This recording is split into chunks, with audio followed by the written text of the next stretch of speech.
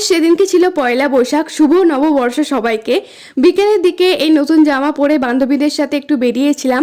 আর আমাদের বেড়ানো মানে করিমপুর, আর করিমপুরে মানে হচ্ছে পার্ক নয়তো বা ক্যাফে। সেদিনকে এত গরম পড়ছিল যে ভাবলাম ক্যাফে থেকে একটু এসির তলে বসা যাক। পার্কে তো ভীষণই গরম হবে, তার উপরে ভিড়ও হবে। আর হ্যাঁ, আমি পয়লা বৈশাখের দিন এই জামাটা পরেছিলাম। এই জামাটা আমার ভীষণ পছন্দের একটা জামা। যাই হোক, আমরা ক্যাফেতে গিয়ে এখানে অর্ডার করছিলাম।